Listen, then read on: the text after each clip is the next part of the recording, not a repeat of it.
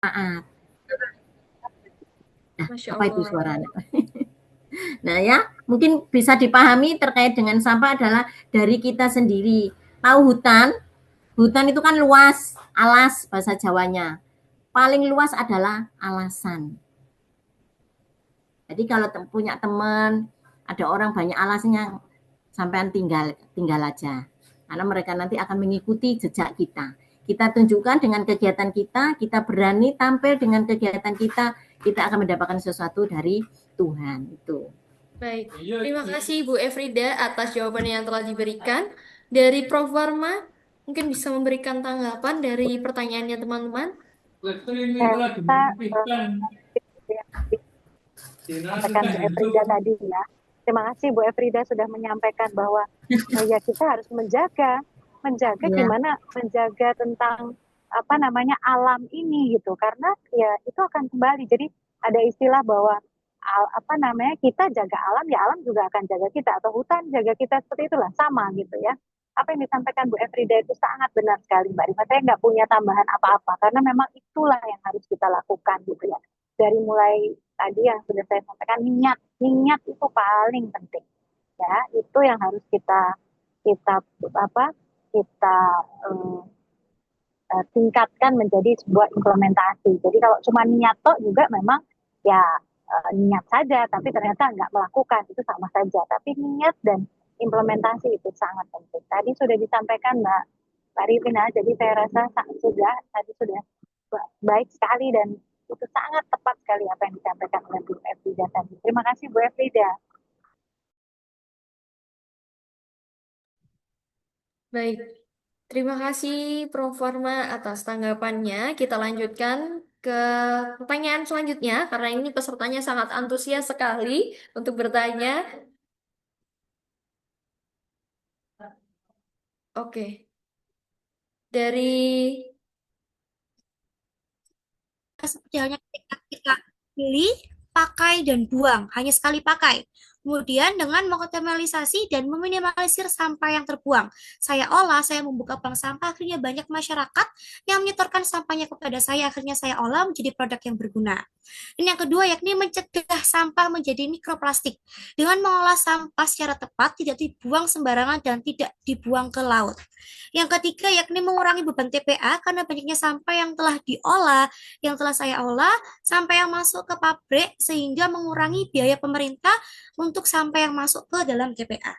Yang keempat yakni implementasi keadilan. Jadi kalau menurut prinsip saya nih ya, bumi ini tuh sebagai titipan, titipan dari generasi yang mendatang.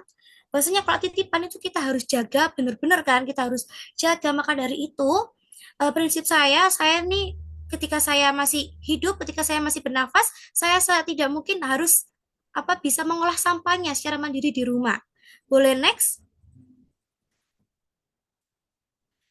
Dan di sini saya akan memberikan tips bagaimana sih teknik manajemen sampah organik, pengolahan berbasis skala rumah tangga. Yang pertama yaitu kalian bisa untuk memilah sampah basah dan kering. Misalkan keduanya di rumah itu usahakan mempunyai dua sampah, yakni satu khusus untuk dapur, sampah basah, dan satunya lagi khusus untuk sampah kering, sampah organik. Dan yang kedua kalian bisa melakukan untuk cuci wadah plastik atau kaleng bekas dengan sisa air untuk mencegah bau busuk yang ditimbulkan dari sampah. Kemudian yang ketiga, lakukan pengempaan secara manual, digepengkan untuk botol plastik dan kaleng. Lipat kardus hingga pipih untuk mengoptimalisasi kapasitas tampung di area penyimpanan sementara rumah tangga. Dan yang keempat, ya ini untuk material yang memiliki nilai jual, kalian itu bisa menjualnya ke bank sampah atau pengepul terdekat.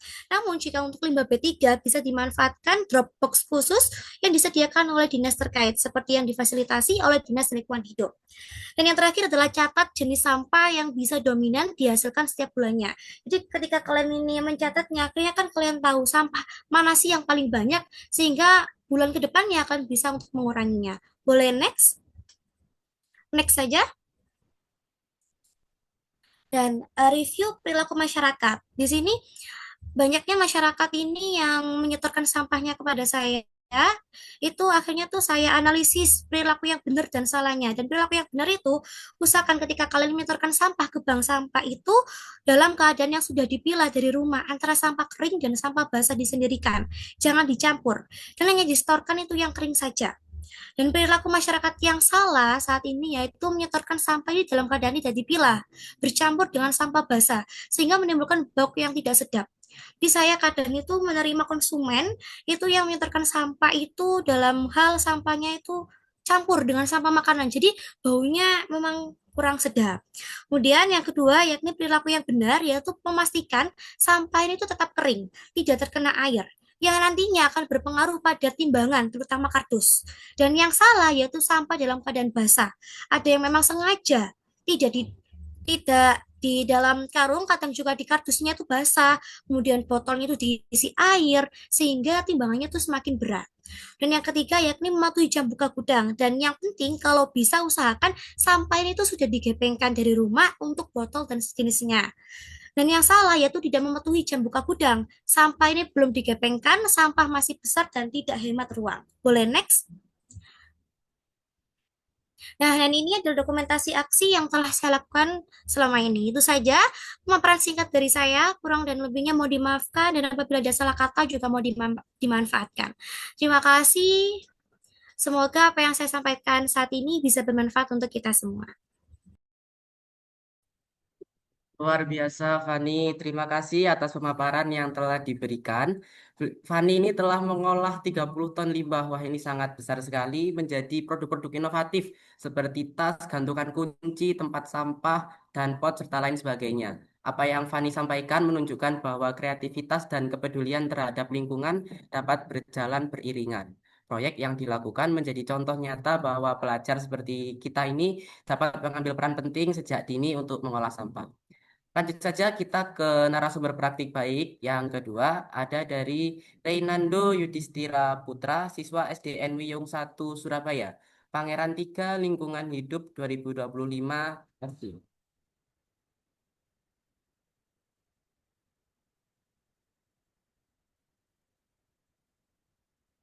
Selamat siang, Nando.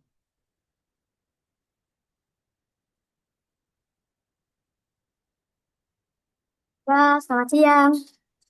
Baik, silakan untuk menyampaikan materinya. Udah bilang. Ya, Ini juga bikin bahas pakai iPadnya, remote yang microphone gimana sebagainya lihat. Yes. Oh. Assalamualaikum warahmatullahi wabarakatuh. Perkenalkan Waalaikumsalam. nama saya Fernando Yudhistira Putra. Saya dari SDM yang 1 Surabaya. Saya Pangeran 3 Lingkungan Hidup tahun 2025.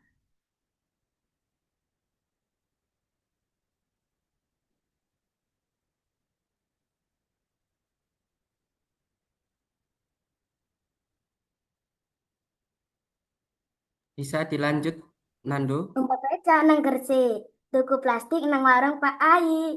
Ojo buang sampah plastik, ben Surabayamu tentrem lan resik. Saya mempunyai judul proyek yaitu pengolahan sampah plastik.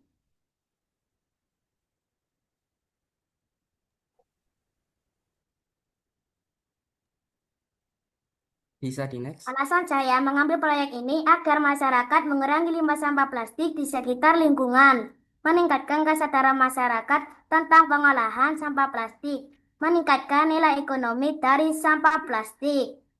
Sampah plastik ini bisa dijadikan ekobrik.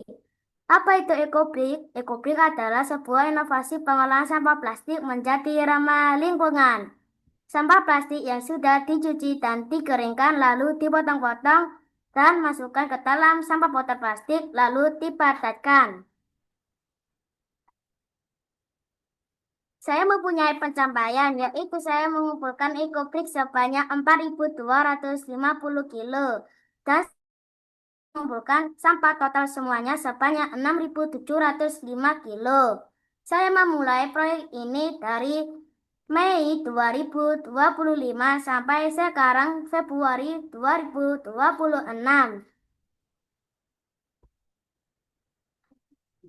Pengolahan sampah plastik itu penting, mencegah kerusakan lingkungan, mengurangi risiko banjir, menjadi barang ekonomi, mengurangi timbunan di TPA.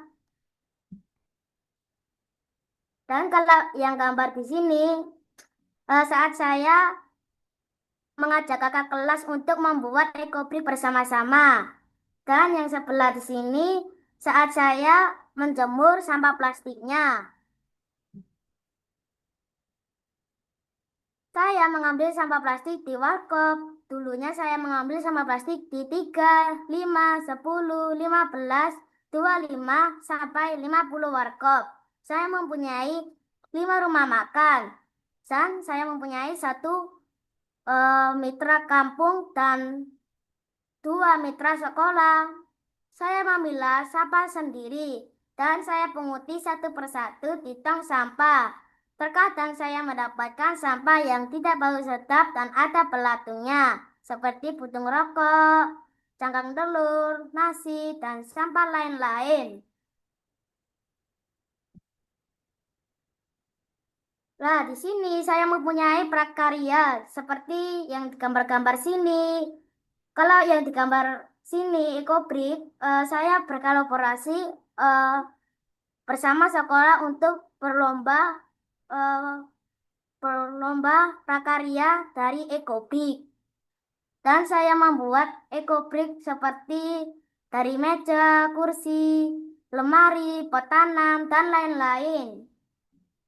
Kalau yang ini saya membuat seperti tutup botol dijadikan robot, botol plastik dijadikan celengan, dijadikan tempat pensil, dijadikan vas bunga, dan sampah plastik bisa dijadikan dompet. Tantangan saya susah membagi waktu untuk belajar, sekolah, ngaji, tamprek saya. Saya juga didukung oleh teman-teman saya, keluarga saya, dan saya juga dibantu oleh tetangga saya. Terkadang saya mengambil sampah plastiknya ke rumah tetangga saya. Terkadang sampah plastiknya sudah ditaruh ke pagar saya. Terkadang saya mengambil ke rumah-rumah tetangga. Kalau yang ini saat saya memisahkan sampah plastiknya seperti Indomie sendiri, Good sendiri, Milo sendiri, dan lain-lain. Dan juga kalau yang ini saat saya mengambil sampah plastik di warkop. Dan saya saat pulang sekolah dan saya punguti persatu di tong sampah warkop. Dan yang ini saat saya mengambil sampah plastik lalu saya kumpulkan. Dan kalau yang ini saat saya mengumpulkan sampah plastiknya. Dan ini saat saya cuci lalu saya keringkan. Harapan saya adalah seorang anak kecil dan saya tidak bisa meniru orang-orang dan kakak-kakak semua. Ejekan, cacian, biarkan saya menjadi diri saya sendiri dan belajar sesuai usia saya sendiri dan kemampuan saya sendiri. Dan semoga proyek saya berjalan dan bermanfaat untuk kita semua. Dan juga proyek saya dikenal lebih luas lagi. Ke pasar beli buah rambutan. Buah Cakep, buah rambutan enak dimakan. cakep. Bulan Ramadan penuh keberkahan. Dengarkan webinar dengan penuh keikhlasan. Terima kasih. Itu tadi penjelasan dari saya dan cerita-cerita dari saya. Terima kasih. Assalamualaikum warahmatullahi wabarakatuh. Waalaikumsalam warahmatullahi wabarakatuh. Keren sekali Nando. Nando ini sudah mengumpulkan 6,7 ton plastik yang nantinya akan diolah menjadi ekobrik dan proyeknya sudah dimulai dari Mei 2025 sampai Februari 2026 saat ini. Kita langsung saja ke narasumber praktik baik yang ketiga, yaitu ada dari Raihana Agustin Kirani, siswa SDN Margorejo 1, Putri 3 Lingkungan Hidup 2025. Boleh minta tolong di share PPT-nya? Baik.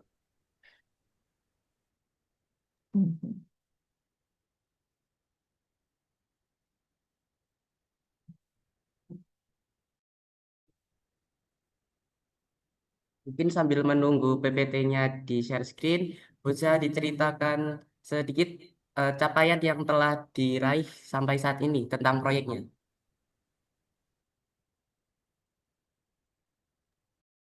Capaian saya sudah mengumpulkan 3.000 kilogram limbah tekstil dan sudah mengolah 2.850 kilogram. Saya mengolah berbagai barang, yaitu ada gantungan kunci, ada bros, ada tempat duduk, ada bantal karakter, ada rok, ada rompi, dan lain sebagainya. Saya mengumpulkan limbah tekstil dari teman sekolah, dari masyarakat sekitar, tetangga, dan lain sebagainya. Wah, luar biasa. Hmm, ada tantangan atau suka dukanya nggak? Atau selama menjalani proyeknya itu pasti ada dinamika yang terjadi. Tantangan saya susah untuk mem- meluangkan waktu untuk belajar, bersekolah, membuat kerajinan, untuk eh, sosialisasi, workshop, dan lain sebagainya. Baik, ini sudah ditampilkan PPT-nya. Silakan untuk memaparkan proyeknya. Oke, sebelumnya, Assalamualaikum warahmatullahi wabarakatuh. Waalaikumsalam warahmatullahi wabarakatuh. Selamat siang Sobat Hijau. Izin menyampaikan proyek saya pengolahan limbah tekstil. Sebelumnya, perkenalkan nama saya Raihana Augustin Kirani. Saat ini merupakan Putri 3 SD Lingkungan Hidup. Saat ini bersekolah di SDN Margorejo 1 403. Dini hari bangun sahur dengan Cakep, lauk pauk dan sayur mayur. cakep. Hai Sobat Hijau, mari kita mendaur ulang sampah tekstil yang makin tak terbendung. Baiklah, dalam pengolahan limbah tekstil ada 3 cara yang sudah saya lakukan saat ini. Next. Yang pertama, mendonasikan pakaian yang tidak diinginkan tetapi yang masih layak pakai. Hingga kini sudah seri ke-26. Di setiap pekan, hari Jumat bertepatan dengan Jumat berkah berupa makanan, saya menggelar sedekah baju yang masih layak pakai, dan Alhamdulillah sampai Jumat kemarin, tanggal 27 Februari tahun 2026, sudah saya lakukan sebanyak 26 kali. Donasi ini memberikan kehidupan kedua untuk baju-baju yang sudah tidak diinginkan lagi oleh pemiliknya, padahal masih layak pakai. Next. Melalui 3R, ini saya lakukan dengan dibantu Bunda, juga kader Bank Sampah Mitra, juga mitra penjahit, merubah perca atau baju yang sudah tidak bisa dipakai, dirubah atau di-upcycle menjadi barang yang lebih berguna, seperti menjadi bros, ganci, tas, dompet, taplak meja, rompi, rok, boneka karakter, bantal duduk, dan lain sebagainya. Next. Untuk solusi yang ketiga ini, seharusnya solusi yang dapat menyerap banyak limbah tekstil. Namun sayangnya masyarakat kita belum mau untuk bertanggung jawab dengan limbah yang dihasilkan. Karena penyetoran di bank sampah yang akan disetorkan kembali pada pabrik pengolah limbah tekstil masih berbayar. Sehingga sulit sekali meyakinkan atau mengajak melakukan hal ini. Next. Adapun capaian dari mulai Mei sampai Februari adalah sebagai berikut. Yang pertama, sosialisasi proyek kepada 3.500 audiens. Yang kedua, workshop pengolahan limbah tekstil kepada 920 peserta. Yang ketiga, mengumpulkan limbah tekstil dari Mei 2025 sebanyak 3.000 kilogram. Yang keempat, mengolah 2.850 kg. Yang kelima, memiliki 3 mitra penjahit. Yang keenam, memiliki satu mitra UMKM. Yang ketujuh, bermitra dengan Bank Sampah Jaya Project. Yang kedelapan, podcast di Radio RRI dan radio sekolah, pemberitaan di media. Dan yang terakhir, yang kesembilan, mempunyai kampung mitra Jetis Wetan Kelurahan Mergerejo. Next. Yang menjadi fokus saya dalam pengolahan limbah tekstil ini adalah mengajak masyarakat dan teman-teman luas untuk mengolah limbahnya secara mandiri melalui workshop yang telah saya lakukan baik di lingkungan sekitar, di masyarakat, ataupun di sekolah-sekolah. Paling tidak bisa dapat memperpanjang usia pemakaian dari tekstil itu. Saya sudah workshop di berbagai tempat, yaitu yang pertama, workshop dengan ibu-ibu PKK Kelurahan Margorejo dan KKUPN sebanyak 70 peserta. Yang kedua, bersama Paguyuban Bunda Paut Sekecamatan Wonocolo 40 peserta. Yang ketiga, bersama siswa SDN Margorejo 1 230 peserta. Yang keempat, bersama siswa SDN Margorejo 5 75 peserta. Yang kelima, bersama siswa SMPN 39 35 peserta. Yang keenam, bersama tim Kampung Mitra KSA dan warga 30 peserta. Yang ketujuh, bersama siswa SMPN 51 60 peserta. Yang kedelapan, bersama siswa Petra 3 200 peserta. Yang kesembilan, bersama siswa SDN Ketintang 1 100 peserta. Dan yang terakhir, yang ke-10 bersama siswa SMPN 21 100 peserta. Dan mengajak untuk tidak konsumtif dalam hal fashion. Jadi bisa kita lakukan mix and match baju yang ada. Next. Dari hal yang saya sampaikan, tantangan yang paling Next. Dari hal yang saya sampaikan, tantangan yang paling besar seperti mengajak masyarakat untuk membayar limbah yang dihasilkan agar terolah dengan baik. Yang pertama, harapan agar produsen fashion memberikan layanan menerima limbah tekstil dari produksinya yang sudah sampai kepada konsumen. Yang kedua, pemerintah mengadakan atau mendirikan bank sampah atau pabrik khusus pengolahan limbah tekstil agar volume di TPA dapat dikurangi. Membangun kemitraan dengan penjahit ataupun pabrik pengolahan limbah, dan yang terakhir membangun kemitraan dengan UMKM yang bergerak di bidang craft dan mengembangkan diri untuk lebih kreatif dalam mengolah limbah tekstil. Buah naga, buah nanas, dipotong Cakep, dan dikupas. cakep. Terima kasih atas perhatiannya. Demikian dari saya. Ini bukan hanya cerita si perca dan limbah tekstil yang enggan dibuang, berharap untuk didaur ulang. Terima kasih, semoga bermanfaat. Wassalamualaikum warahmatullahi wabarakatuh. Waalaikumsalam warahmatullahi wabarakatuh. Terima kasih Raihana atas pemaparannya. Sangat inovatif sekali. Inovasi pengolahan sampah tekstil yang telah dilakukan sangat menarik dan bernilai kreatif. Raihana ini sudah berhasil melakukan berbagai kegiatan di usianya yang masih sekolah dasar, bisa mendonasikan pakaian yang tidak diinginkan sebanyak 26 kali, menyetorkan ke bank sampah, mengadakan workshop pengolahan limbah tekstil yang tentunya bermanfaat bagi masyarakat sekitar dan telah mengumpulkan 3 ton limbah tekstil. Sangat keren sekali. Kita lanjut ke narasumber praktik baik yang keempat, yaitu Frisdia Lanik Maruf Isfani, siswa SMP Negeri 57, sebagai pengolahan ribuan sampah galon dengan painting. Selamat siang, Frisdia.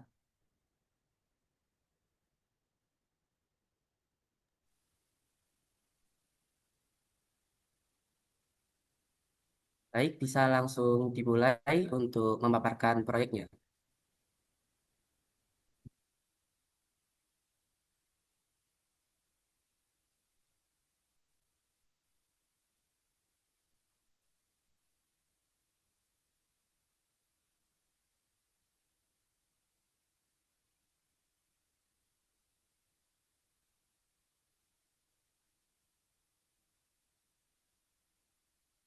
Bisa langsung dimulai, Frisdia.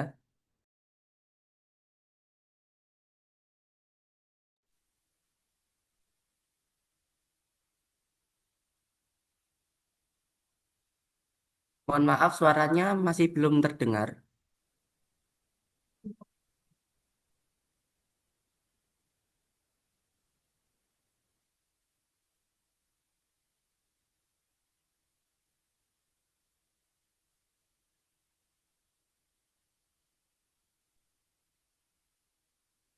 Masih belum terdengar.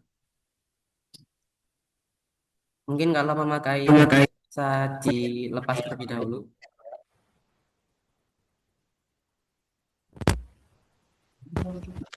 Sudah terdengar, Kristia?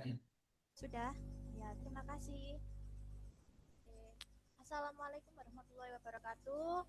Tak kenal, maka perkenalkan, saya Pristia Lanik Marfusfani dari SMP Negeri 57, Surabaya.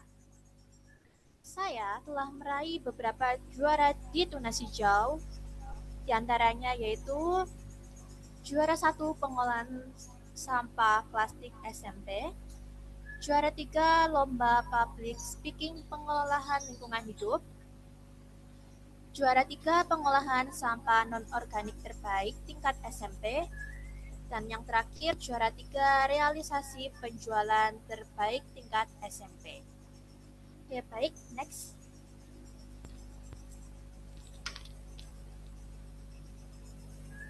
Nah, saya akan menjelaskan tentang update terbaru dari proyek saya. Yang pertama, hasil aksi pengumpulan sampah galbot. Saya telah mengumpulkan sampah galbot sebanyak 1.172,74 kg sampah galbot yang terkumpul dari berbagai mitra. Yang kedua, hasil aksi pengolahan sampah galbot. Sebanyak 343,5 kg sampah galbot yang telah diolah bersama teman, kerabat, keluarga, dan juga guru pendamping. Next. Saya telah mensosialisasikan proyek sebanyak 5.674 partisipan di kalangan masyarakat. Mitra dan kamu binaan, saya memiliki 54 mitra dan 2 kamu binaan yang berada di Balai RW 6 Sulankerto dan Greenhouse RW 5 Sulankerto. Next. Saya telah menjual produk inovasi seharga Rp2.070.000 kepada kalangan masyarakat seperti guru saya, teman-teman saya, di media sosial, dan juga tetangga saya. Next. Inovasi proyek saya. Yang pertama pot kartun, 2 pot botol, 3 kursi, 4 papan ujian, 5 gantungan kunci, 6 strap-on, 7 gaun, 8 gelang, dan 9 kalung, yang terakhir mangkok. Dari semua inovasi proyek saya yang telah saya sebutkan, berbahan dasar galon dan botol plastik bekas. Next. Tantangan dari saat saya melakukan proyek saya, yang pertama sulitnya proses pengumpulan, yang kedua keterbatasan waktu, yang ketiga rasa malas. Galon dan botol bekas sering tercecer di berbagai tempat, sehingga membutuhkan waktu dan tenaga lebih untuk mengolah dan mengumpulkannya. Dari dampak positif proyek saya, ada berbagai dampak positif. Yang pertama, menjadi contoh bagi keluarga dan lingkungan dalam tindakan kecil di rumah dapat menginspirasi orang lain untuk ikut peduli. Yang kedua, mendukung kelestarian lingkungan, mengurangi penggunaan bahan baru, dan menjaga alam dari kerusakan. Yang ketiga, menumbuhkan sikap peduli lingkungan, individu menjadi lebih sadar dan bertanggung jawab terhadap sampah yang dihasilkan sendiri. Next. Manfaat dari proyek saya, yaitu mengurangi sampah plastik dari rumah tangga, menciptakan lingkungan rumah yang bersih dan sehat, meningkatkan kesadaran dan tanggung jawab individu. Di sini ada berbagai dokumentasi di saat saya mengumpulkan botol dan galon bekas dari mitra. Next. Nah, saat ini saya akan menjelaskan apa itu pengolahan sampah non-organik. Jadi pengolahan sampah non-organik adalah upaya mengolah sampah yang sulit terurai secara alami agar tidak mencemari lingkungan dan bisa dimanfaatkan kembali. Contohnya, yang pertama membuat pot dari galon bekas, yang kedua membuat botol bekas menjadi gaun, dan yang ketiga membuat ekrobik dari botol bekas. Next. Bagaimana pengolahan sampah non-organik secara global? Nah, jadi pengolahan sampah non-organik secara global dilakukan melalui berbagai pendekatan yang melibatkan teknologi, kebijakan, industri, dan partisipasi masyarakat. Next. Upaya upcycle. Yang pertama, mengubah botol plastik menjadi pot tanaman. Yang kedua, membuat eco-brick. Dan yang ketiga, memanfaatkan galon bekas sebagai wadah multifungsi. Next. Kesimpulannya, saya sebagai remaja, kita memiliki peran penting dalam mengurangi sampah plastik. Melalui proyek saya, pengolahan galon dan botol ini, sampah yang awalnya tidak bernilai dapat diubah menjadi barang yang bermanfaat, dan langkah kecil yang dilakukan secara konsisten dapat memberi dampak besar bagi lingkungan. Nah, kalian juga bisa beli dan custom gantungan dan pot kartun sesuai keinginan kalian loh. Dengan kunjungi akun IG saya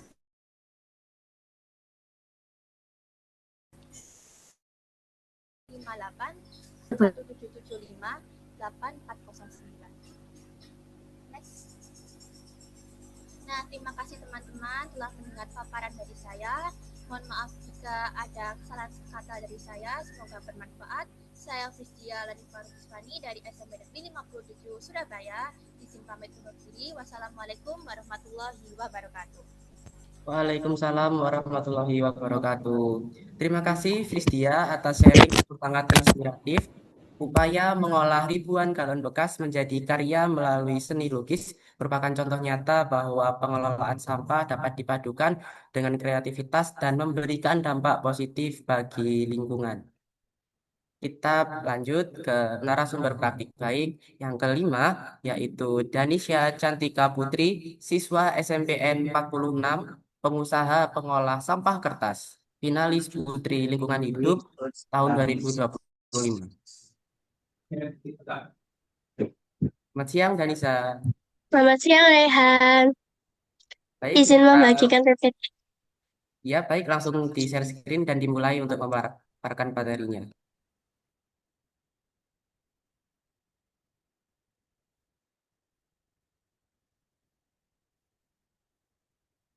Hidup tahun 2025 dan juara 3 debat pengolahan lingkungan hidup berkelanjutan tahun 2025.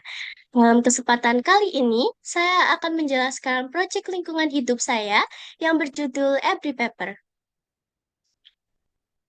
Jadi, latar belakang dari proyek saya adalah fakta di mana limbah kertas menduduki posisi kedua dalam dominasi sampah anorganik di Indonesia sebanyak 10,94%.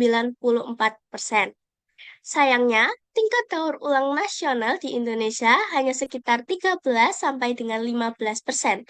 Lebih dari 50% limbah anorganik berpotensi untuk tidak terkelola dengan baik dan sebagian besar akan berakhir di TPA serta mencemari lingkungan. Limbah kertas banyak sekali berasal dari lingkungan pendidikan seperti sekolah, lalu perkantoran dan administrasi, serta rumah tangga. Jika limbah kertas tidak dikelola dengan baik, limbah kertas akan menambah volume sampah yang ada di tempat pembuangan air, serta menyebabkan pencemaran pada lingkungan. Saya menciptakan inovasi Every Paper, yaitu Eco Briquette from Paper. Every Paper ini adalah inovasi pengolahan limbah kertas menjadi briket ramah lingkungan dengan campuran ampas kopi. Saya juga menambahkan limbah ampas kopi untuk memperbaiki dan menguatkan sistem daya tahan untuk pemanasan briket tersebut. Every Paper dapat digunakan sebagai bahan bakar masak, yang digunakan di kegiatan outdoor. Untuk briket berukuran besar, satu briket dapat menyala dalam kurun waktu 10 hingga 15 menit dan dapat digunakan untuk memasak. Cara membuat dari ebry paper adalah pertama, pilah limbah kertas, kedua, potong-potong atau sobek limbah kertas hingga ukurannya kecil. Setelah itu, rendam di dalam air kurang lebih 1 hingga 2 jam. Setelah itu, tiriskan. Lalu campurkan dengan limbah ampas kopi. Perbandingan limbah kertas dengan ampas kopi yaitu 2:1. Setelah itu, adonan tersebut diaduk hingga merata. Lalu adonan briket tersebut dipres menggunakan alat cetak yang terbuat dari pipa paralon bekas. Setelah adonan tersebut dicetak hingga padat, adonan tersebut dijemur hingga kering di panas matahari dalam waktu 3 hingga 4 hari. Selain inovasi ebry paper, saya juga mengembangkan inovasi pengolahan limbah kertas lainnya. Di antaranya, pertama ada patung mainan atau ebry kits. Patung ini terbuat dari limbah kertas tidak terpakai yang dapat menambah kreativitas pada anak-anak karena dapat dibentuk semenarik dan diwarnai semenarik mungkin. Lalu yang kedua ada kertas daur ulang, di mana kertas yang sudah terpakai dapat diubah menjadi kertas daur ulang yang dapat digunakan kembali. Setelah itu, yang ketiga ada kreasi inovasi buket bunga terbuat dari kertas. Buket ini dapat dijadikan souvenir dan cenderamata untuk diberikan kepada saudara atau teman. Pencapaian yang telah saya raih dari Juni tahun 2025 hingga saat ini, saya berhasil mengumpulkan dan akan mengolah 1.112 kg limbah kertas. Saat ini saya telah mengubah dan mengolah limbah kertas tersebut menjadi 600 lebih buah ebry paper, 320 buah patung mainan, 50 lembar kertas daur ulang, serta 2 buket bunga kertas. Saya telah mensosialisasikan proyek saya kepada lebih dari 4.000 orang. Saya mensosialisasikannya kepada guru, teman-teman, masyarakat di sekitar saya, lalu kepada BCKS, sosialisasi di SD Pakis 8, lalu di TK Barul Ulum. Saya tidak hanya mensosialisasikan proyek saya di offline, saya juga menjelaskan serta mensosialisasikan proyek saya di online melalui akun Instagram saya. Saya mengumpulkan limbah kertas tersebut dari keluarga, masyarakat, teman dan guru di sekolah, serta agen percetakan. Saya juga mengumpulkan limbah kertas tersebut melalui kampung binaan saya yang berada di Simo Hilir. Target serta harapan saya untuk kedepannya, saya ingin mengumpulkan serta mengolah lebih banyak limbah kertas tidak terpakai, mensosialisasikan proyek saya kepada lebih banyak orang, menciptakan berbagai inovasi pengelolaan limbah kertas, serta mengajak masyarakat di sekitar untuk sadar tentang bahaya sampah anorganik dan ikut serta untuk mengolah sampah anorganik agar tidak mencemari lingkungan. Dari Pasuruan ke Jati Asih. Sekian, terima kasih telah mendengarkan presentasi dari saya. Wassalamualaikum warahmatullahi wabarakatuh. Waalaikumsalam warahmatullahi wabarakatuh. Terima kasih Danisha, keren sekali pengolahan sampah kertas yang kamu lakukan menunjukkan bahwa sampah sehari-hari memiliki potensi besar jika dikelola dengan ide dan komitmen yang tepat, seperti mengolah limbah kertas menjadi briket ramah lingkungan, dan juga ada produk lain yang dikembangkan seperti kertas daur ulang, patung mainan, buket bunga dari kertas, dan Danisha ini sudah mengolah 1,1 ton limbah kertas. Sangat keren sekali. Kita lanjut ke narasumber praktik baik yang terakhir atau yang keenam, yaitu dari Hafsah Faisal Tamir Rafa, siswa SMP Negeri 38, finalis Pangeran Lingkungan Hidup 2025. Izin share PPT saya. Permisi Danisha, mungkin share screen-nya bisa di-off-kan terlebih dahulu. Sebentar. Terdengar kok. Tadi kan. Cara nonaktif tanya kayak apa tadi?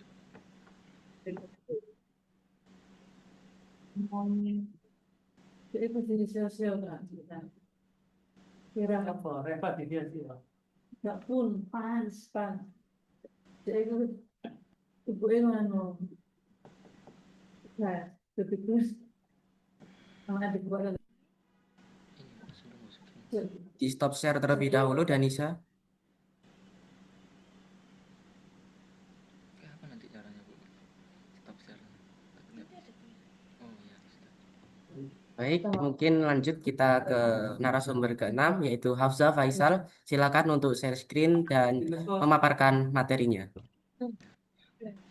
Yang raw. Waduh.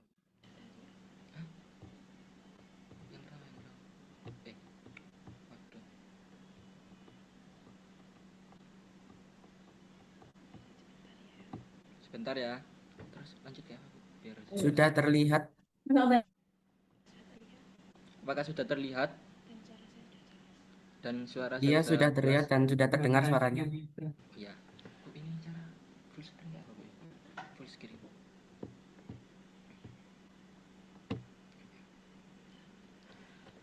Assalamualaikum warahmatullahi wabarakatuh. Waalaikumsalam warahmatullahi wabarakatuh.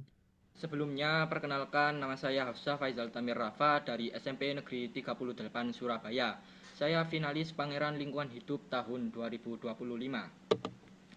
Sebelumnya, saya mempunyai proyek, yaitu mengolah sampah anorganik, yaitu kertas. Proyek saya ini berjudul Kertani. Kertani itu singkatan dari kertas tanam inovatif. Jadi, saya mengolah sampah-sampah kertas yang saya dapat menjadi kertas tanam.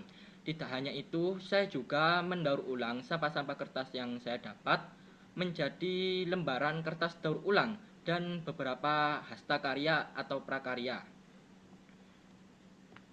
Latar belakang saya mengambil proyek ini karena kertas merupakan salah satu limbah terbanyak di lingkungan sekolah maupun di lingkungan rumah, seperti kertas ulangan, kertas print, kertas fotokopi, ataupun buku-buku bekas. Sayangnya kertas-kertas tersebut malah disia-siakan, padahal masih bisa dimanfaatkan kembali melalui proses daur ulang.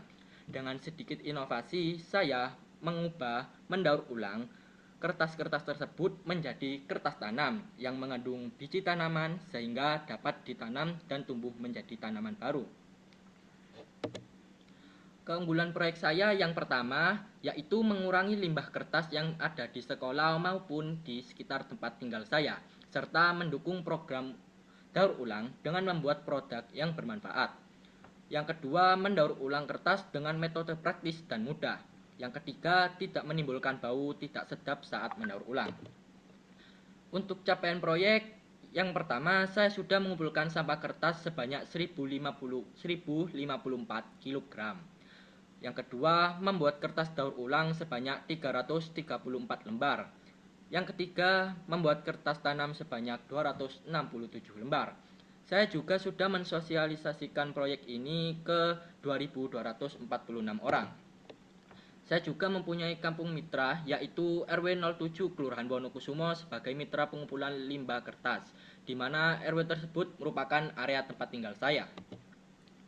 Rencana pengembangan proyek, saya akan mengembangkan desain kertas tanam ini menjadi produk souvenir ramah lingkungan seperti undangan, kartu ucapan, dan bookmark.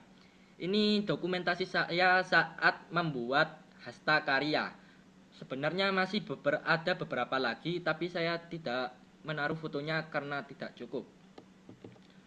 Untuk inovasi pengembangan proyek, saya membuat kemasan ramah lingkungan yang digunakan di kantin sekolah saya, yaitu SMP Negeri 38 Surabaya, dan menambah variasi biji bunga hias atau tanaman obat. Biji yang sebelumnya saya gunakan yaitu biji sayuran. Ini beberapa dokumentasi saya saat menjalankan proyek. Itu saja dari saya, mohon maaf apabila ada salah kata. Terima kasih. Wassalamualaikum warahmatullahi wabarakatuh. Waalaikumsalam warahmatullahi wabarakatuh. Terima kasih Hafsa, keren sekali dan luar biasa atas pemaparannya. Inovasi pengolahan sampah kertas menjadi media tanam merupakan solusi yang aplikatif dan mudah diterapkan. Ini menjadi bukti bahwa pengelolaan sampah anorganik dapat memberikan manfaat langsung bagi lingkungan dan kehidupan kita sehari-hari. Baik, Bapak, Ibu, dan teman-teman peserta webinar, sebelum kita memasuki sesi tanya jawab, izinkan saya menyampaikan resum singkat dari sesi narasumber praktik baik yang telah kita simak bersama. Dari pemaparan para narasumber belia, kita dapat melihat bahwa pengelolaan sampah anorganik dapat dilakukan melalui berbagai pendekatan, mulai dari pengolahan sampah plastik, kertas, tekstil, hingga sampah yang keras, yang semuanya diolah menjadi produk bernilai guna dan ramah lingkungan. Berbagai praktik baik tersebut telah memberikan dampak nyata, baik dalam bentuk pengurangan timbulan sampah dalam jumlah besar, peningkatan kesadaran lingkungan di sekolah dan masyarakat di sekitarnya, maupun tumbuhnya kolaborasi dengan berbagai pihak dalam pengelolaan sampah anorganik secara berkelanjutan. Apa yang dilakukan oleh para narasumber belia hari ini membuktikan bahwa perubahan tidak selalu harus dimulai dari skala yang besar, tetapi dari kepedulian, konsistensi, dan keberanian untuk bertindak sejak dini. Selanjutnya kita akan memasuki sesi tanya jawab sebagai ruang diskusi kita pada sesi narasumber praktik baik. Bagi yang di Zoom, silakan untuk raise hand dan menyalakan kameranya. Baik, di sini ada penanya pertama, yaitu ada dari Princess Zelda. Silakan menyampaikan pertanyaannya.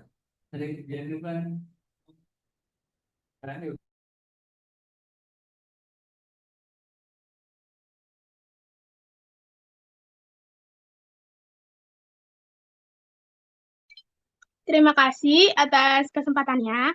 Perkenalkan, nama saya Princess Zadaimia, Putri 5 Lingkungan Hidup tahun 2025. Kalau saya itu mengolah sampah organik dan capaian saya sudah 24 ton. Nah, yang ingin saya tanyakan kepada teman-teman itu, ada nggak suatu kendala dalam menjalani sebuah proyek?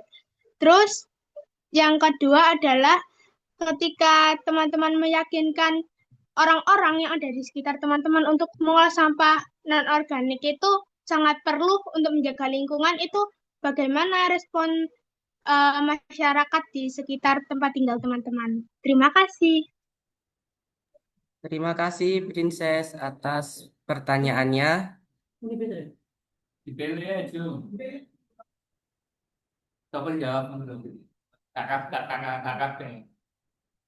Ya, baik.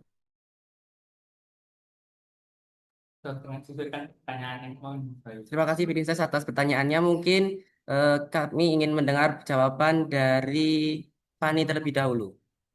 Pertanyaan dari Princess. Baik, izinkan saya untuk menjawab pertanyaannya ya. Tadi pertanyaannya itu kan yang pertama kendala menjalani proyek ya. Jadi kalau menurut saya, kendala saya ketika menjalani proyek itu yang pertama pasti di tempat. Karena saya juga memiliki keterbatasan tempat. Itu kendala yang pertama. Dan kendala yang kedua ini kurangnya respon masyarakat. Masih banyak beberapa masyarakat ini yang mereka tidak terlalu memperdulikan terhadap lingkungan. Dan ya, yang ketiga yakni kendalanya itu pada transportasi jujur. Karena ini juga ketika pabrik itu kan kadang ini ya apa ngambil sampahnya dari saya itu tidak menentu. Kadang ketika di gudang saya ini sudah penuh, pabrik itu masih belum mengambil sampah dari saya karena saya itu keterbatasan transportasi karena jujur saya juga belum mempunyai pickup untuk transportasi apa dari sampah dari saya kemudian ke pabrik itu. Itu jawabannya kedua yakni apa respon masyarakat saat sosialisasi. Mungkin ada sebagian masyarakat ini yang menerima dengan baik sosialisasi dari saya. Mereka akhirnya bisa merubah mindsetnya untuk mengurangi sampah plastik dan juga banyak yang menyetorkan kepada saya. Namun juga ada sebagian itu mereka yang masih saja tidak peduli terhadap lingkungan dan masih saja membuang sampah sembarangan dan tidak memperdulikan lingkungan dalam artian masih banyak yang kayak ketika berpergian itu tidak menerapkan kehidupan zero waste, tidak membawa tumbler ataupun membawa tas berulang kali pakai. Itu jawaban dari saya. Terima kasih atas pertanyaannya. Baik, terima kasih Fani atas jawabannya. Mungkin kita lanjut ke penanya berikutnya karena di sini yang raise hand juga lumayan banyak. Yang pertama ada penanya dari Kelvinda Nirvana Saputri. Silakan menyampaikan pertanyaannya. Baik, terima kasih atas waktunya. Assalamualaikum warahmatullahi wabarakatuh. Waalaikumsalam. Kelvin Hana Saputri, perwakilan dari MTSN 3 Kota Kediri, ingin menanyakan bagaimana strategi komunikasi untuk mengubah perilaku masyarakat agar mau memilah sampah dari sumbernya yang merupakan kunci keberhasilan proyek pengolahan. Itu saja pertanyaan dari saya. Terima kasih. Wassalamualaikum warahmatullahi wabarakatuh. Baik, terima kasih Kak Vinda atas pertanyaannya. Lanjut ke penanya berikutnya, ada Nazia Putri. Assalamualaikum warahmatullahi wabarakatuh. Selamat siang teman-teman semuanya. Sebelumnya perkenalkan, saya Nazia, kelas 5 SD dari SDN Saunggaling 1 382 Surabaya. Saya adalah Putri Lingkungan Hidup tahun 2025 tingkat SD, dan saya memiliki proyek yang berjudul Nobita, singkatan dari Inovasi Bidara Tumbuh Alami. Jadi pertanyaan dari saya adalah, yang pertama untuk Rehana, tadi disebutkan bahwa bank sampah dapat menyerap atau mengolah lebih banyak limbah tekstil. Namun, kurang diminati masyarakat karena masih berbayar. Nah, menurut Rehana sendiri, bagaimana sih solusi alternatif yang kemungkinan besar cocok untuk diterapkan terkait hal tersebut? Karena penyetoran sampah yang berbayar itu pasti ada alasannya sendiri, maka bagaimana Rehana dapat memberi pendapat atau saran untuk hal tersebut? Yang kedua, untuk Kak Hafsa, bagaimana cara membuat kertas tanam tersebut dan apakah media tersebut hanya untuk tanaman tertentu atau dapat digunakan untuk semua jenis tanaman? Baik, itu pertanyaan dari saya. Terima kasih atas kesempatannya. Wassalamualaikum warahmatullahi wabarakatuh. Waalaikumsalam warahmatullahi wabarakatuh. Terima kasih Nazia. Kita lanjut ke penanya ketiga dari Ravandra Aska SMPN 22 Surabaya.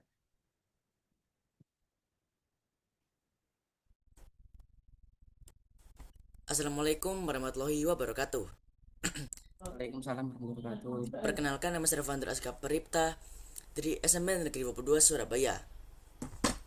Saya ingin bertanya kepada adik Nando dari SDN Wiyong 1. Yang pertama, bagaimana cara memastikan ekobrik yang Nando buat itu sudah padat dan kuat? Dan yang kedua, apakah ada kesulitan saat membuat ekobrik dan bagaimana cara mengatasinya? Terima kasih. Wassalamualaikum warahmatullahi wabarakatuh. Waalaikumsalam warahmatullahi wabarakatuh. Terima kasih Ravandra atas pertanyaannya.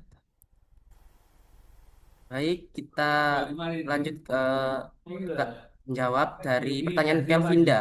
Bagaimana cara mengajak masyarakat untuk memilah sampah? Nah, mungkin ini saya ingin mendengar dari Firstia.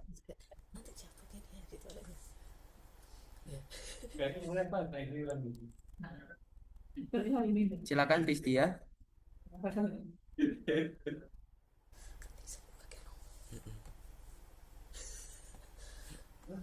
Mohon maaf, suaranya belum terdengar.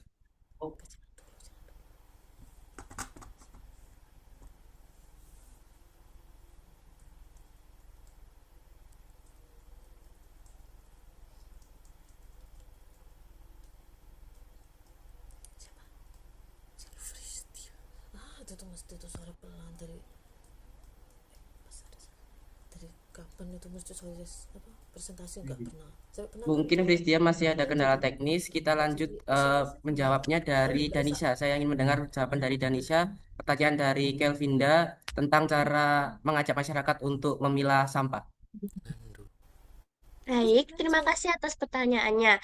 Jadi, bagaimana cara saya untuk mengajak komunikasi kepada masyarakat untuk memilah sampah adalah di kampung saya sendiri itu sudah ada bank sampah yang memisahkan sampah plastik, terutama botol bekas. Jadi, sekarang saya juga mengajak untuk masyarakat memilah botol plastik. Sekarang masyarakat sudah mulai sadar untuk bagaimana cara memilah plastik. Namun yang saya sayangkan sampai sekarang ini masyarakat itu masih malas untuk memisahkan sampah organik dan anorganik. Saya kemarin sempat bersosialisasi dan mengajak masyarakat untuk menanam lubang biopori bersama di kampung. Saya telah membuat satu lubang biopori di rumah saya. Saya mengajarkan kepada masyarakat jika ada sampah organik bisa dimasukkan ke dalam biopori dan tidak dicampur dengan sampah anorganik agar tidak mencemari sampah anorganik dan mencemari lingkungan. Terima kasih. Kurang sini jendela ini. Terima kasih Danisha atas jawabannya. Lanjut di sini tuh tadi ada pertanyaan dari Nazia untuk Raihana. Mungkin Raihana bisa menjawab. Baik, terima kasih Nazia untuk pertanyaannya. Karena berbayar dalam pengolahannya membutuhkan pemilahan kancing, aksesoris, resleting, bahannya menempel di kain, dan itu pengolahannya dilakukan secara manual sebelum distorkan ke pabrik. Lalu pertanyaan yang kedua itu agar efektif untuk tidak berbayar, yaitu saya berharap pemerintah mengadakan atau mendirikan bank sampah atau pabrik khusus pengolahan limbah tekstil agar volume di TPA dapat dikurangi. Itu saja. Terima kasih. Terima kasih Raihana atas jawabannya. Masih dalam pertanyaannya Nazia untuk Hafsa. Pertanyaannya bagaimana cara membuat media tanam dari kertas dan apakah media tersebut hanya tanaman tertentu atau dapat digunakan untuk semua jenis tanaman? Baik, terima kasih atas pertanyaannya Nazia. Jadi cara membuat kertas tanam itu sebenarnya hampir sama dengan cara membuat kertas daur ulang ya. Bedanya itu waktu pengambilan bubur kertasnya. Nah, itu pengambilannya memakai saringan bebas, tapi di sini bubur kertas itu disaring. Lalu bubur kertasnya itu diperes dari air. Setelah itu dipipihkan di atas nampan yang sudah dilapisi kain agar nanti waktu pengambilan saat kering itu gampang. Juga waktu saat masih basah kertasnya itu bisa ditambahkan biji di atasnya agar waktu kering itu menempel kuat. Untuk biji atau tanaman yang cocok dengan kertas tanam ini sebenarnya saya masih kurang tahu karena saya juga menggunakan biji obat, biji tanaman obat, biji sayuran, dan masih belum menggunakan biji tanaman lain. Jadi saya agak kurang tahu karena saya belum cari-cari ini, ya tanaman yang lain maksudnya. Itu saja dari saya, terima kasih. Terima kasih Hafsa atas jawabannya. Di sini ada pertanyaan tadi dari Ravandra untuk Nando. Bagaimana cara kita untuk mengetahui atau mengukur ekobrik yang dibuat sudah padat dan kuat? Serta apakah ada kesulitan dan apa solusinya? Silakan Nando untuk menjawab pertanyaannya. Ini untuk jawaban Kak Ravandra. Bagaimana caranya untuk memadatkan ekobrik? Yang pertama-tama kita masukkan sampah plastiknya, lalu kita padatkan. Terus kita masuki sampah plastiknya sampai penuh dan padat. Lalu kita timbang. Kalau yang berukuran 600 ml, isi sampah plastiknya 200 sampai 300 gram. Kalau yang berukuran 1,5, isi sampah plastiknya 500 sampai 600 gram. Lalu kita tutup dan ekobrik siap digunakan. Yang pertanyaan kedua, kesulitan saya yaitu saat saya membuat ekobrik, tangan saya kadang terluka, kadang merah, dan juga sama plastik saya kadang terkena hujan, kadang susah kering. Lama-lama saya terbiasa.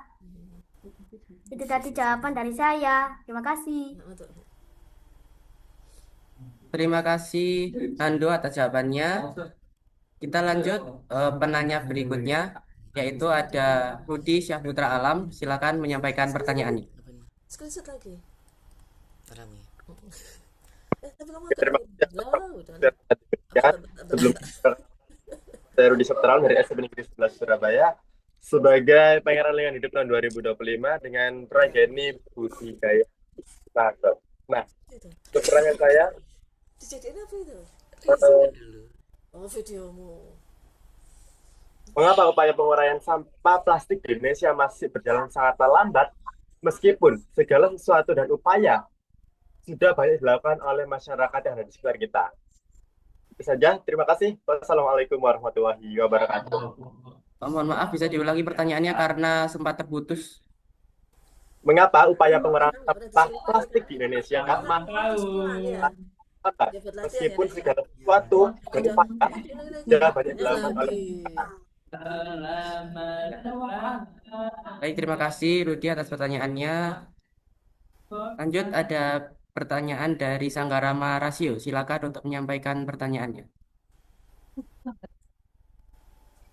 Terima kasih atas kesempatannya. Saya Sanggrama Rasya Awarisi, Pangeran Lingkungan Hidup 2025.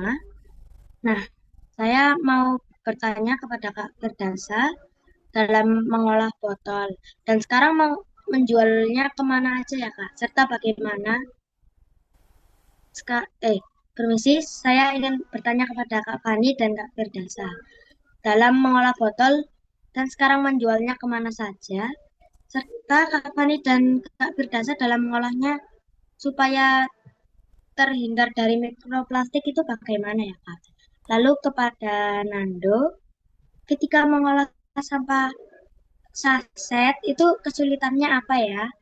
Dan terima kasih untuk kesempatannya. Wassalamualaikum warahmatullahi wabarakatuh. Waalaikumsalam warahmatullahi wabarakatuh. Baik, silakan. Saya akan memilih untuk yang menjawab pertanyaan dari Rudi. Mungkin silakan dari Danisha untuk menjawab pertanyaan dari Rudi. Oke, baik. Terima kasih atas pertanyaannya. Menurut saya, kenapa pengolahan limbah plastik di Indonesia masih sangat terlambat? Pertama, karena volume sampah di Indonesia sangatlah besar. Lalu, yang kedua, menurut saya karena masih kurangnya kesadaran masyarakat untuk memilah sampah, baik sampah anorganik, berupa plastik, dan sampah organik seperti sisa makanan dan sisa sayuran. Hal itu membuat terlambatnya pengolahan sampah, karena agar sampah plastik dapat dikelola dan didaur ulang, sampah plastik harus bersih dan terbebas dari sampah basah seperti sampah organik, sisa bekas makanan. Jadi, seperti itu saja jawaban dari saya. Terima kasih. Terima kasih Danisha atas jawabannya. Tadi pertanyaan dari Rasio untuk Fani terlebih dahulu, silakan. Baik, terima kasih atas pertanyaannya. Izin saya untuk menjawab. Jadi yang pertama tadi pertanyaannya dijual kemana untuk botolnya ya. Jadi saya ini kan bekerja sama dengan beberapa pabrik besar yang ada di luar Surabaya. Di sini untuk yang botol plastik ini saya jual di pabrik yang ada di luar Surabaya di Mojokerto, ada juga yang di Malang dan di beberapa wilayah lainnya yang ada di luar Surabaya. Untuk yang kedua, supaya terhindar dari mikroplastik. Sini cara saya yang saya lakukan ya ini dengan membuatnya sebagai pot. Karena kalau pot ini memang benar-benar aman, terhindar dari mikroplastik, dan ketika ada kayak sampah saset itu saya olah menjadi ekobrik. Kemudian usahakan jangan sampai botol plastik ini tuh terbakar, dibakar, ataupun terkena sinar matahari untuk mengurangi bahaya mikroplastik. Itu saja dari saya. Terima kasih. Terima kasih Fani atas jawabannya. Kalau tidak salah tadi Rasio juga menanyakan kepada Frisdia. Silakan untuk menjawab. Jadi efeknya apa ini?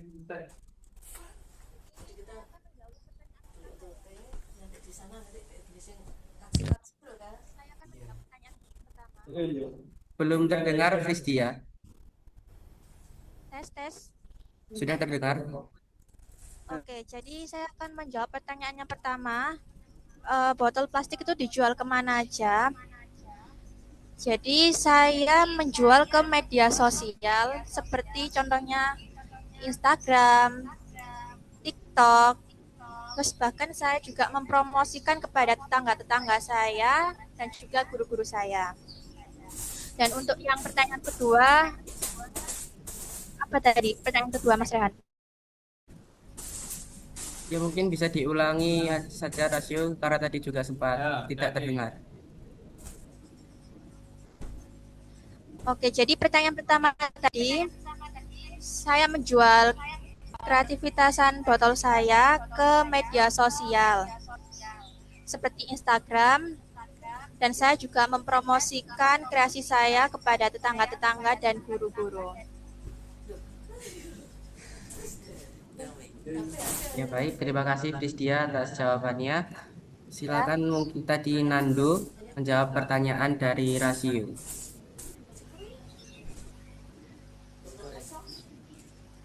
Ini adalah dari penjawaban rasio. Bagaimana kesulitan saat mengolah sampah plastik saset, yaitu saya susah mengolah sampah plastiknya saat saya hujan, dan saya susah untuk mengeringkan sampah plastiknya, dan saya juga kurang lahan untuk mengolah sampah plastiknya, dan akhirnya saya mengolah sampah plastiknya di lahan kerja kakek. Terima kasih. Terima kasih Nando atas jawabannya. Di sini ada satu penanya lagi dari Nada Zakira SDN 74 PTK.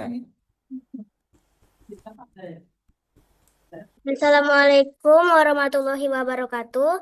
Sebelumnya perkenalkan, nama saya Nada dari SDN 74 Pontianak Barat. Adapun pertanyaan saya ditujukan untuk para narasumber. Jika praktik baik ini ingin diperluas ke sekolah atau kota lain, apa 3 hal penting yang harus dipersiapkan sejak awal? Sekian pertanyaan saya. Terima kasih. Assalamualaikum warahmatullahi wabarakatuh. Terima kasih Nada Zakira atas pertanyaannya. Karena ini pertanyaannya umum, saya pilih saja untuk 3 orang yang menjawabnya. Yang pertama dari Raihana terlebih dahulu.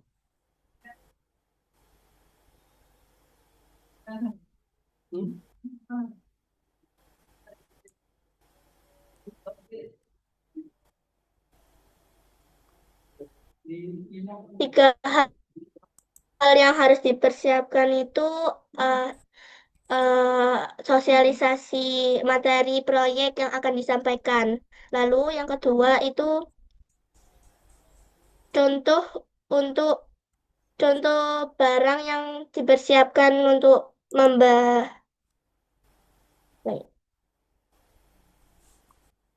contoh barang proyek kita seperti proyek saya, yaitu limbah. Jadi barang yang lebih berguna, jadi dipersiapkan barang tersebut untuk memberikan contoh kepada teman-teman yang lain. Lalu yang ketiga itu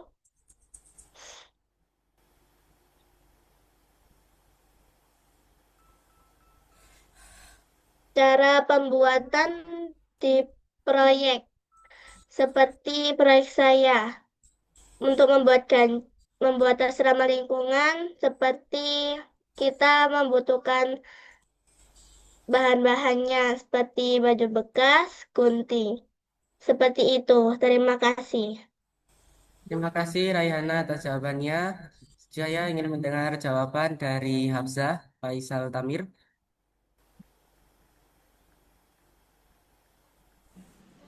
Baik, terima kasih atas pertanyaannya. 3 hal penting yang menurut saya yaitu yang pertama, sosialisasi proyek kita agar lebih luas, agar banyak orang yang tahu.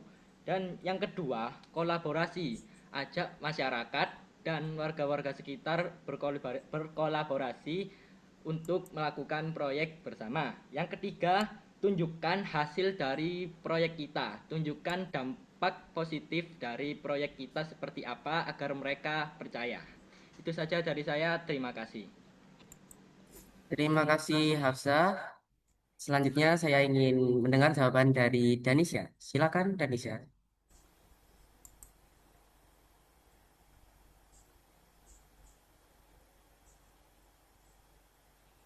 Baik, terima kasih atas pertanyaannya. Menurut saya tiga hal yang harus dipersiapkan untuk kita mengembangkan proyek kita ke lingkungan sekolah. Yang pertama, kita harus bisa untuk mensosialisasikan proyek kita kepada anak-anak sekolah dengan bahasa yang interaktif.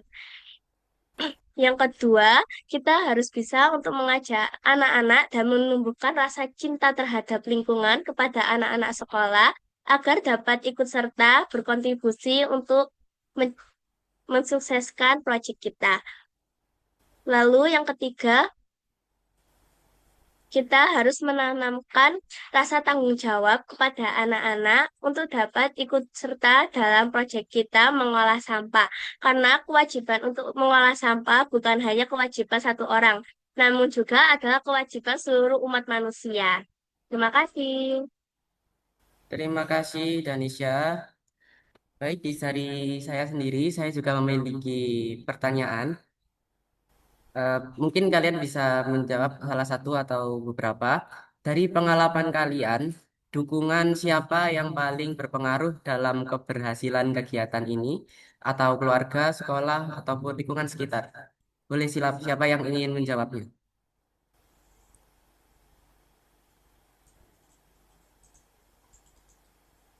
Oke, Fani di sini ingin menjawab. Silakan.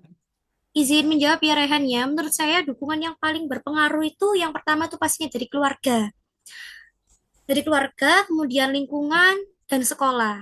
Itu menurut saya yang paling berpengaruh terhadap saya tuh keluarga. Karena kita apapun tuh juga minta bantuan ke orang tua kita. Jadi yang paling penting adalah dukungan keluarga. Kalau nggak ada dukungan keluarga, pasti juga kita apa namanya hal proyek yang kita lakukan itu nggak mungkin bisa sampai detik ini gitu kalau menurut saya. Jadi dukungan yang paling penting adalah dari keluarga, dari orang tua. Dan izin juga menambahkan jawaban yang tadi itu ya Raihan yang tentang Boleh silakan. tiga hal penting untuk praktik baik itu loh Raihan. Izin Boleh untuk silakan. menambah jawaban ya. Jadi menurut saya yang pertama yaitu itu materi edukasi yang relevan dan media publikasi dan yang kedua yaitu bukti keberhasilan karena masyarakat itu akan percaya bahwasanya kalau kita ada buktinya. Itu tambahan dari saya. Terima kasih. Luar biasa. Terima kasih jawabannya. Sangat keren sekali dari Fani tadi ya. Baik, Bapak, Ibu, dan teman-teman peserta webinar, tidak terasa kita telah berada di penghujung rangkaian webinar nasional seri 285 dengan tema Peduli Indonesia Olah Sampah Anorganik. Melalui webinar ini kita tidak hanya mendapatkan pengetahuan, tetapi juga menyaksikan bahwa kepedulian terhadap lingkungan dapat diwujudkan melalui aksi nyata, inovasi, dan kolaborasi lintas generasi. Apa yang telah dibagikan oleh para narasumber hari ini menjadi pengingat bahwa pengelolaan sampah anorganik bukan sekedar tanggung jawab, melainkan kesempatan untuk menciptakan perubahan yang berkelanjutan bagi Indonesia. Saya ucapkan terima kasih kepada narasumber utama dan narasumber praktik baik yang telah hadir dan memaparkan materinya pada siang hari ini. Semangat, semoga ide-ide dan praktik baik yang telah kita simak bersama dapat terus hidup dan diterapkan dalam keseharian kita, dimulai dari diri sendiri, dari rumah dan dari lingkungan terdekat, karena dampak yang besar tidak harus dimulai dari aksi yang besar, tetapi konsistensi dan niat yang baik adalah langkah awal perubahan. Akhir kata, kami mengucapkan terima kasih kepada seluruh peserta webinar yang telah berpartisipasi dan telah aktif bertanya dari awal sampai akhir saat ini. Dengan mengucap Alhamdulillahirabbil alamin, webinar nasional seri 285 secara resmi selesai. Wassalamualaikum warahmatullahi wabarakatuh. Shalom, Om Santi Santi Santi Om, Namo Buddhaya, salam kebajikan Rahayu, salam lestari, dan sampai jumpa pada kegiatan atau webinar Tunas Hijau seri berikutnya. Terima kasih.